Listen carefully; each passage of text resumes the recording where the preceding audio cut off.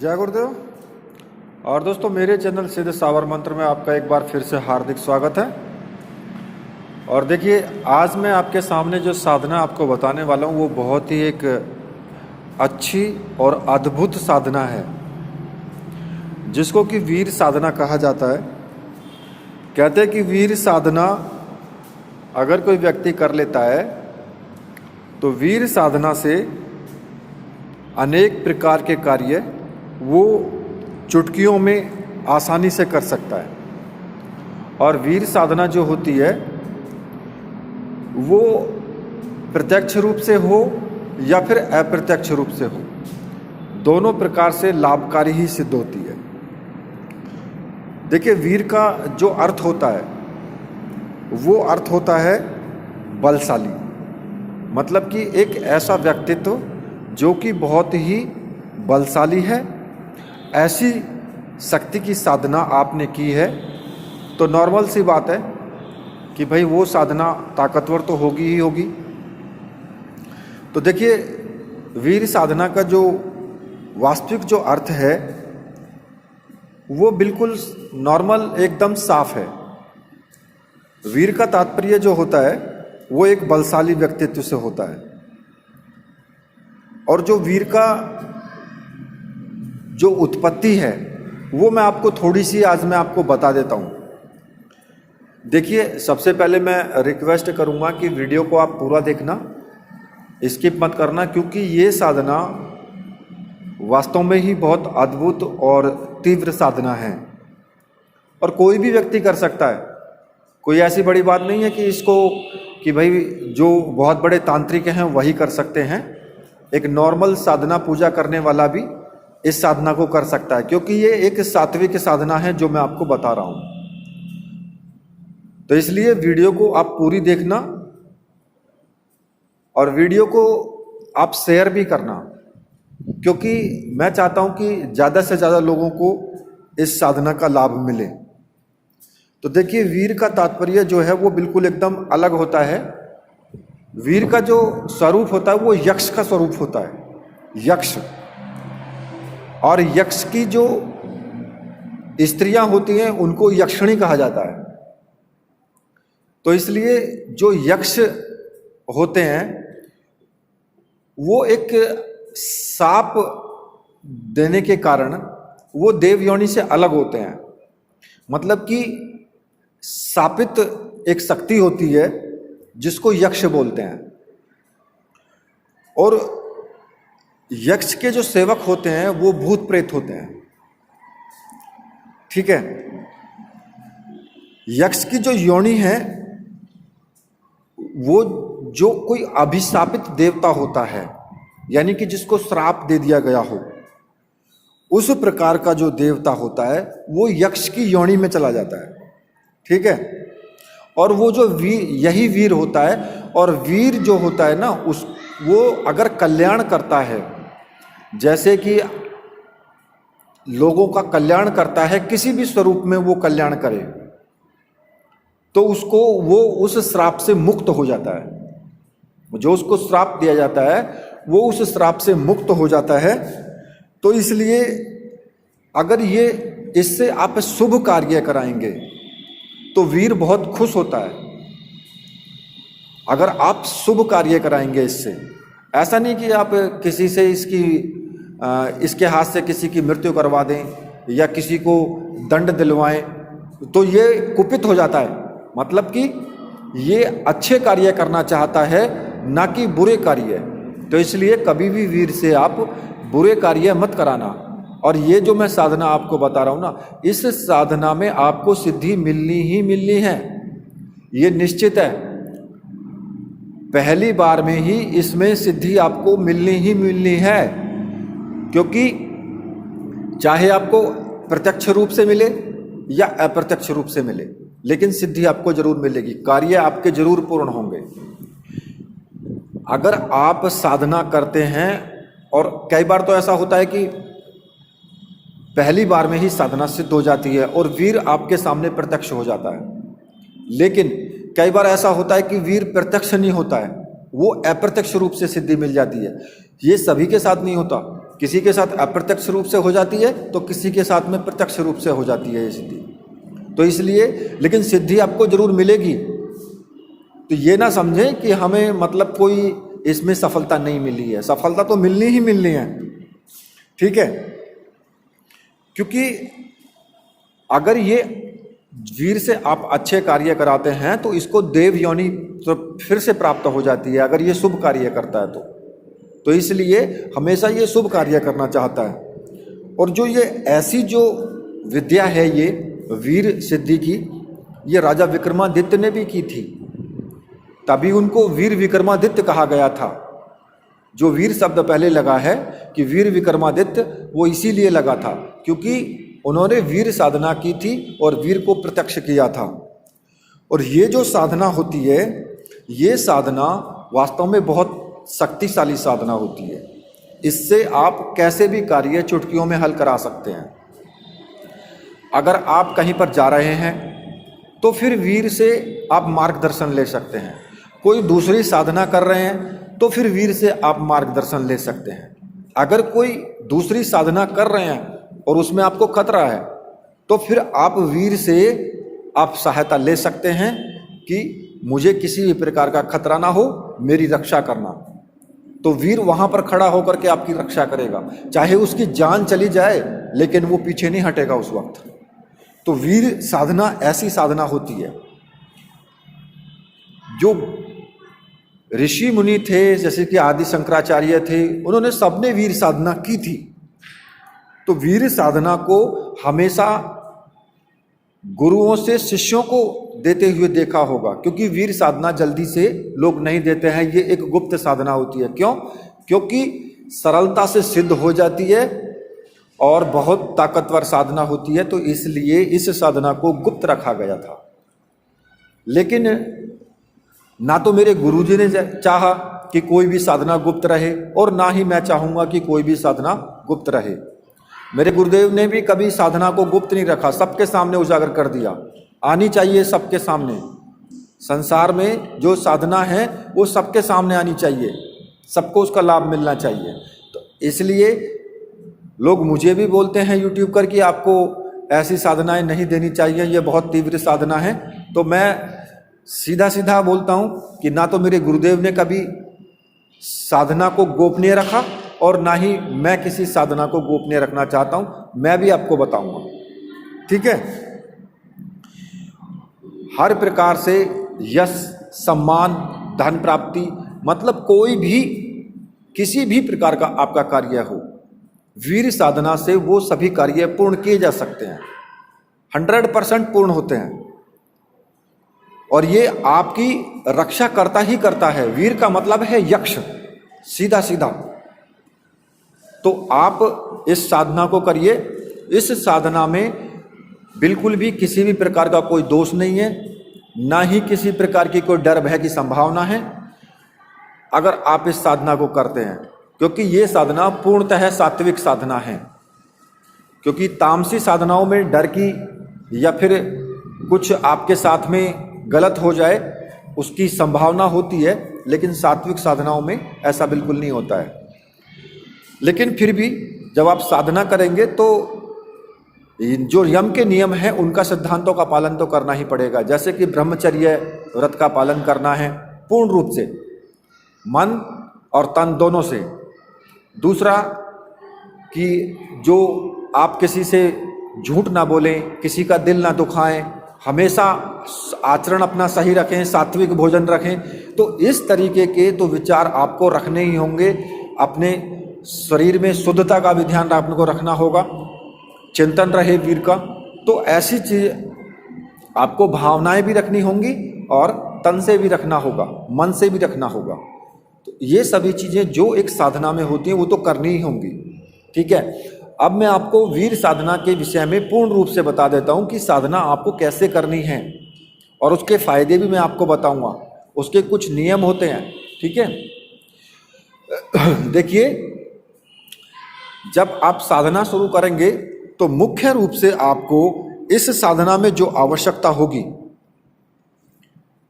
वो आपको 3 सामग्रियों की आवश्यकता होगी इसमें। अब आपको ये ना कहे कि जी आप सामग्री क्यों देते हैं। देखिए, सामग्री का जो यंत्र माला, उनका एक अपना अलग महत्व होता है। अगर कोई साधना आपको 4 महीने में भी सिद्ध नहीं होती है, तो अगर आप मंत्र सिद्ध और प्राण प्रतिष्ठा युक्त यंत्र और माला को रखते हैं, उससे आप मंत्र जाप करते हैं, साधना करते हैं, तो उससे आप जल्दी साधना आपकी सिद्ध होने की संपूर्ण रूप से संभावना होती है।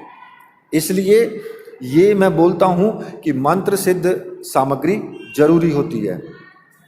तो देखिए, इसमें जो आपको जरूरत पड़ेगी वो वीर सिद्धि यंत्र, जो कि ताबीज के आकार का होगा। ये एक ताबीज के आकार का होता है। ऐसा नहीं होता कि ये ताम्रपत्र पर गुदा होता है, ताबीज रूप में होता है। ताबीज आपने देखा होगा लॉकेट, उसकी तरह होता है। और सिद्धि जब आप साधना पूरी कर लेंगे तो इसको अपने गले में धारण कर लेना है, या फिर अपने बटुए में, या कैसे भी आप अपने पास आपको रखना है इसको। और इसका जो वीर सिद्धि यंत्र होता है ये थोड़ा महंगा होता है, ठीक है। इस अकेले सिद्धि यंत्र की कीमत महंगी होती है, तो इसलिए आप ये ना समझें कि भाई ये सामग्री महंगी है, क्योंकि साधना भी उतनी ही उच्च कोटि की है, तो नॉर्मल रूप से सामग्री महंगी होगी, ठीक है। तो इसलिए आप को ये साधना जो है ये 14 दिन की साधना है, केवल 14 दिन आपको लगातार साधना करनी है ये, और किसी भी शुक्रवार से करनी है, किसी भी शुक्रवार से रात्रि को ही करनी है ये, ठीक है। अब आप क्या करेंगे कि ये जो सामग्री हैं, एक तो वीर प्रत्यक्ष सिद्धि यंत्र, लाल मूंगे की माला और एक रक्षा माला, ये 3 सामग्रियों की आपको आवश्यकता पड़ेगी इसमें। और ये सामग्रियां अगर आप मंगाना चाहते हैं तो आप मुझसे मंगा सकते हैं, ठीक है। ऊपर मैंने वो अपना व्हाट्सएप नंबर दिया है, उसमें आप व्हाट्सएप करके मुझसे संपर्क करें और ये सामग्री आप प्राप्त कर सकते हैं, ठीक है। अब मैं आपको बता देता हूं कि जो आपको साधना शुरू करनी है वो शुक्रवार की रात्रि से साधना शुरू करनी है। रात्रि के 10 बजे के बाद आपको बैठना है किसी भी एकांत कक्ष में, अपने घर पर ही कर सकते हैं, एकांत रूम में अपने घर पर साधना कर सकते हैं। ऐसा नहीं है कि आप उसी कमरे में तो बच्चे सो रहे हैं उसी में साधना करो, ऐसे नहीं चलता है। वीर साधना ऐसे नहीं की जा सकती है। या तो फिर कहीं बाहर करें, या फिर अपने अगर एकांत रूम में, एकांत कमरे में कर रहे हो तो वहाँ पर किसी का भी प्रवेश दूसरे का वर्जित है। जब तक आपकी 14 दिन की साधना ना हो जाए तब तक उस कमरे के अंदर कोई भी प्रवेश नहीं करेगा। मतलब कि साधना करने के बाद आपको उस कमरे का ताला मार देना है, जिससे कि उस कमरे में कोई ना जा पाए। अब आपको क्या करना है कि शुक्रवार की रात्रि को स्नान आदि करके शुद्ध वस्त्र धारण करें, और लाल रंग के वस्त्र आपको धारण करने हैं। चाहे आप लाल रंग के कुर्ता पजामा पहने या लाल रंग की धोती पहने, ठीक है। और पश्चिम दिशा की तरफ आपका मुख होना चाहिए। पश्चिम दिशा की तरफ आप अपना मुख रखेंगे, सामने एक चौकी लगा लेंगे। उस चौकी पर एक आपको तेल का दीपक लगाना है। चाहे आप सरसों के तेल का दीपक लगाओ या फिर तिल के तेल का दीपक लगाओ, लेकिन लगेगा तेल का दीपक, ठीक है। सुगंधित अगरबत्ती, धूप बत्ती जो भी है आप जला सकते हैं, पुष्प भी आप रख सकते हैं, ठीक है। और एक सिंदूर का टीका आपका होना चाहिए, जो कि सिंदूर का टीका आप रखेंगे। भोग के लिए आप कुछ भी रख सकते हैं जो आपकी इच्छा हो, लेकिन शुद्ध होना चाहिए। बस मेरे कहने का अर्थ ये है कि शुद्धता के साथ भोग, चाहे आप मिठाई रखें, खीर रखें, कुछ भी रखें, भोग के लिए रख सकते हैं। और भोग को आपको लास्ट में कहीं पर भी सुनसान जगह पर डाल देना है, या किसी भी कुत्ते को खिला देना है। कोई भी कुत्ता आपको मिल जाए उसको खिला सकते हैं, ठीक है। मात्र 14 दिन की साधना ही है। जब आप लाल धोती पहन करके बैठ जाएंगे तो सामने बजोट पर लाल रंग का कपड़ा बिछा देना। बजोट का मतलब कि आपके सामने जो चौकी है उस चौकी पर लाल रंग का ही कपड़ा आपको बिछाना है, ठीक है। और तेल का दीपक लगा करके सामने आपको क्या करना है, भगवान शिव की प्रतिमा होनी चाहिए। ठीक है, भगवान शिव की प्रतिमा, एक फोटो भगवान शिव की आप रख लें सामने, और वीर प्रत्यक्ष सिद्धि यंत्र को, जो कि ताबीज के आकार का होगा, उसे आप किसी भी स्टील की प्लेट में थोड़े से पुष्प की पंखुड़ियां लेकर के उसमें स्टील की प्लेट में डाल लें और उसको वहां पर स्थापित कर दें। और ये पुष्प या पंखुड़ी जो भी इसके प्लेट में डाली गई हैं वो आपको फिर हटानी नहीं है। 14 दिन तक आप उसको हटाएंगे नहीं बिल्कुल भी। ठीक है, और जो आपकी रक्षा माला है उसको आप गले में धारण कर लेंगे अपने। ठीक है, अब इसके बाद आपको क्या करना है कि आपको सबसे पहले अपने गुरुदेव का पूजन करना है। जो भी आपके गुरु हैं, अगर आपके सांसारिक गुरु हैं, उन्होंने गुरु मंत्र दिया है, तो आप उन्हीं गुरुदेव की पूजा करेंगे। जैसे कि उनको दीपक वगैरह दिखाना, या फिर जो भी मतलब नॉर्मल पूजा होती है, उनको सिंदूर का टीका लगाना, या फिर उनको पुष्प चढ़ाना, और गुरुदेव से आज्ञा लेंगे कि गुरुदेव मैं वीर साधना करने जा रहा हूँ, मुझे आज्ञा दीजिए और मुझे आशीर्वाद दीजिए। उसके बाद अपने गुरु मंत्र का कम से कम 2 माला का आपको जाप करना है। जो भी आपका गुरु मंत्र है उसका 2 माला का आप जाप करेंगे। ठीक है, और जो वीर माला है, जो मूंगे की माला है, उसी माला से जाप करना है।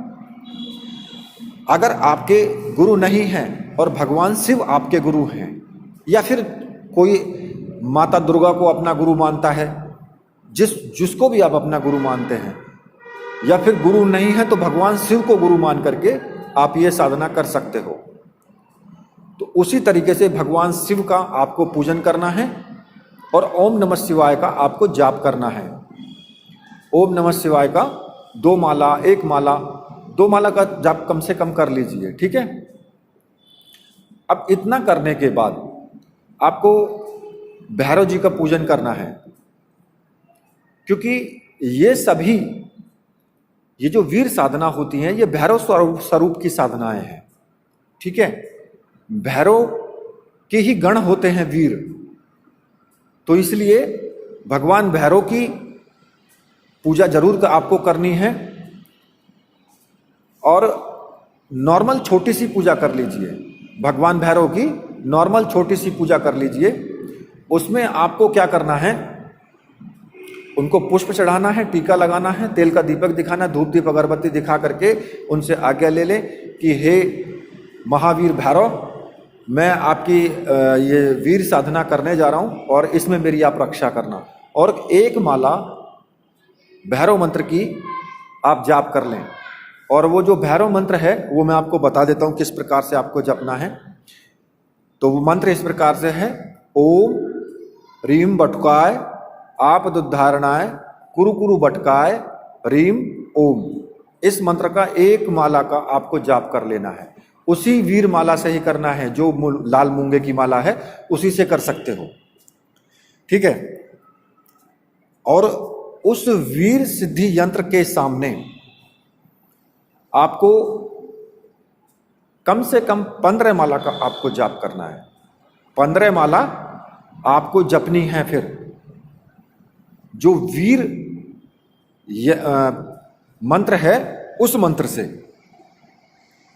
15 माला इसमें जपनी है। और इसमें, इस साधना में जो वीर यंत्र है, ये ताबीज के आकार का, इसका सबसे ज्यादा महत्व इसी का है इसमें, क्योंकि ये मंत्र सिद्ध और प्राण प्रतिष्ठा युक्त होता है। इसी की वजह से आपको जल्दी सिद्धि प्राप्त होगी। पूरी साधना में आपको ब्रह्मचर्य व्रत का पालन करना है 14 दिन तक।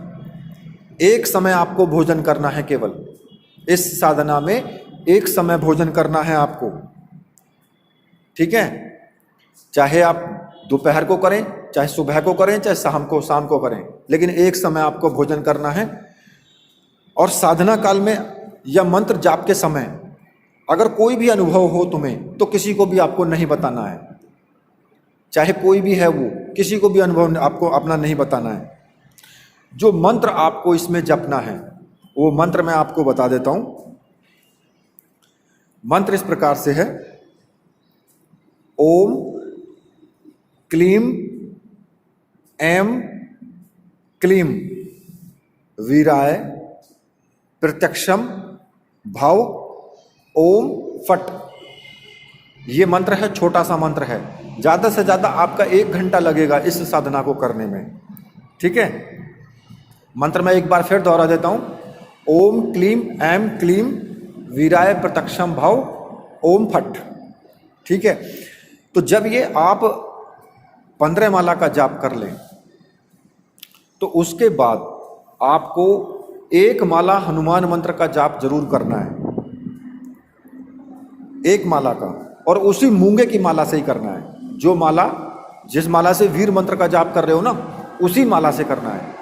और जो हनुमान मंत्र है जो आपको 1 माला का जाप करना है, वो भी मैं आपको बता देता हूं। ओम हुम हुम हनुमंताय हुम हुम फट। ये मंत्र 1 माला मंत्र का आपको जाप करना है। और उसके बाद आप सो जाएं, फिर चाहे आप पृथ्वी पर सोएं या फिर पलंग पर सोएं, कोई दिक्कत नहीं है। साधना कक्ष में सो सकते हैं, साधना से जाकर के दूसरे कक्ष में सो सकते हैं, कोई किसी प्रकार का कोई भी इसमें प्रतिबंध आपको नहीं है। और जब ये आपकी 14 दिन की साधना पूरी हो जाएगी तो आपको क्या करना है, 14वें दिन या तो वीर आपकी आंखों के सामने प्रत्यक्ष होगा। ठीक है, और उस वक्त आप वीर से, मतलब कि वो अगर कुछ भी ना कहे, केवल आपको दिखाई दे, तब भी कोई बात नहीं है, तब भी साधना पूर्ण समझें।